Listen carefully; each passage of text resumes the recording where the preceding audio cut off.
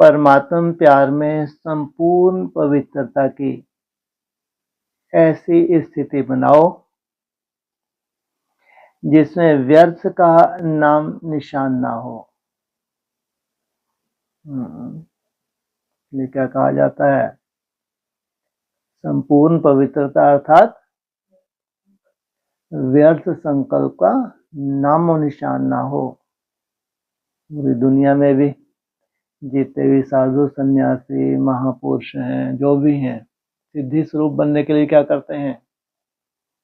कौन सा व्रत धारण करते हैं? पवित्रता का व्रत। बिना पवित्रता का व्रत धारण किए संसार में कोई भी किसी भी तरह की सिद्धि को कभी प्राप्त ही न कर पाया। हमारे यहाँ भी बाबा ने सबसे पहले कौन सा महामंत्र दिया है? पवित्र बनो, योगी बनो। पवित्रता के स्टेजेस हैं। पहले होते है कर्म की पवित्रता, वो है फर्स्ट। शुरुआत वहीं से होती है। अगर कर्म में भी इम्प्योरिटी है तो उससे आगे कौन सी स्टेज है? कर्म की पवित्रता, फिर सेकंड संकल्प की पवित्रता। मनसा में कुछ भी इम्प्योरिटी नहीं, ये उससे आगे की स्टेज है। सोचो मनसा कितनी पवित्र हो जाती है।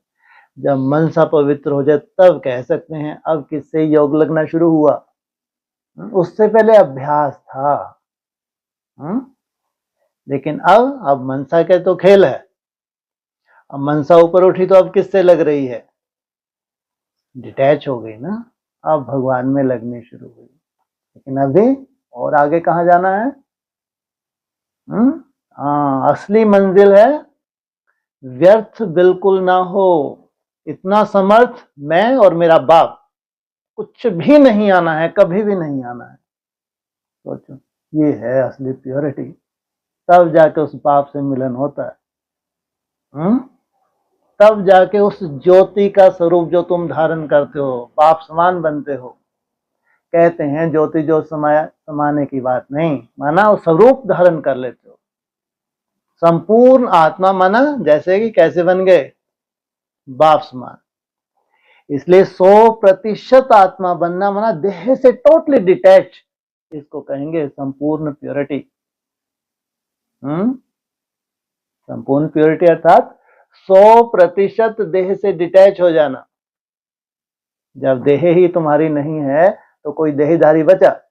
कोई मित्र संबंधी, माँ बाप भाई बहन, कोई नहीं बचा। सबकी बाजी लगाई तुमने मन बुद्धि से, मेरा तो एक बाप, दूसरा ना कोई। यही हमारी यात्रा है। परमात्म प्यार में संपूर्ण पवित्रता की ऐसी स्थिति भगवान को नहीं मिला। उनको मालूम ही नहीं है कि अभी क्या होने जा रहा है। संपूर्ण सृष्टि का परिवर्तन। हिस्ट्री में कभी इतना बड़ा परिवर्तन नहीं हुआ जितना बड़ा परिवर्तन अभी होने जा रहा है, कभी भी नहीं हुआ। अगर परिवर्तन की वेला है तो कौन आया हुआ है? भगवान उसको कहेंगे जिसको पूरे विश्व की आत्माएं माने। कोई न राम भगवान, कृष्ण भगवान, हनुमान, ये कोई भगवान है क्या? ये श्रेष्ठ श्रेष्ठ रचना कह सकते हैं, भगवान नहीं है। इसलिए इन सब से भी निकालते हैं। केवल ब्रह्मा कुमारी आश्रम एक ऐसा मिशन है जहां क्या कहते हैं, ये सब नास्तिक हैं। दुनिया वाले क्या कहते हैं इनको? ये देवी देवताओं को नहीं मानते। अरे भगवान ने आके सच्चाई बनाया, तुम भी इनमें जब तक अटके हो कभी भी सिद्धि स्वरूप नहीं बनोगे। तुम जो अधूरे होंगे कहीं ना कहीं अटक जाएंगे। इनको पूरी मंजिल कभी मिली ही नहीं है। पूरी मंजिल प्राप्त करने वाले कितने हैं? थोड़े से देवता धर्म की आत्मा है। वहां के इस मिशन में भी कहीं ना कहीं अटकते रहेंगे। राम में अटक गए, कृष्ण में अटक रहे, हनुमान गणेश में अटक गए, देवी में अटक गए। इसलिए बार बार अव्यक्त वाणी में क्या बोलते हैं? पहले तुमको लोहे की जंजीर से छुड़ाते हैं, फिर सोने की जंजीर से। जो हीरा बनने वाली आत्मा, उसमें भी अगर अटक गए तो वो प्राप्ति नहीं हो पाएगी जिसके लिए तुम आए हो, जिसके लिए बाप आया है। सोचो, ये है प्योरिटी। इसको कहते हैं नष्टो मोहा। जितना जितना तुम्हारा मोह नष्ट होता जाता है उतना उतना तुम आत्मा बनते जाते हो। तो परमात्मा प्यार में संपूर्ण पवित्रता की ऐसी स्थिति बनाओ जिसमें व्यर्थ का नाम निशान ना हो। कैसी समर्थ आत्मा बन जाती है। 100% अगर आत्मा बनी तो अपने में क्या संभालेगी? पूरा ब्रह्मांड संभालेगी। सोचो, वो कहते हैं आत्मा सो परमात्मा, होती नहीं है, लेकिन जैसा परमात्मा है वैसी ही आत्मा अपना स्वरूप जब धारण करती है तो उसको कहेंगे ये क्या है? पूरे ब्रह्मांड की मालिक। जहां से सृष्टि की शुरुआत हुई है, कहां से हुई है?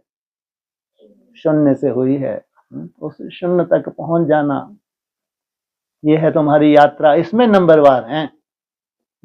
इसलिए है कितने भी खड़े कर दो, ये है फलानी देवी, ये है फलाना देवता, ये अष्ट रत्न, ये अष्ट देव, हो क्या रहा है उससे? अभी तक क्या हुआ? जो दशा अभी तक हुई आगे भी वही होगी। लेकिन जो पढ़ाई पढ़ रहा है, जितनी तीव्रता से पढ़ रहा है, अपने लिए पढ़ रहा है, किसी के लिए नहीं कि संसार में हमारा मान मर्तबा हो जाए। खंडित है, यहीं से खंडित हो तुम, यात्रा क्या करोगे? जिन्हीं को मान मर्तबे चाहिए, ब्राह्मणों की दुनिया कोई मान मर्तबे, खंडित तो हैं, ये क्या प्राप्ति कर पाएंगे? इनके बस का नहीं है। मन इनकी शुरुआत ही खंडित से हो रही है। इनको कुछ मान मर्तबा चाहिए, हमारे को कोई पहचान मिले, ये है ही नहीं यात्रा। इसलिए कितनी निरहंकारी आत्माएं होती जाती है। बार बार क्या कहते हैं? इंस्ट्रूमेंट क्या हो? निमित्त भाव, निर्माण भाव। सोचो कैसी वो आत्मा इन सब चीजों से दूर चले जाती, जितनी उनकी तपस्या बढ़ती है इनसे दूर जाती जाती है।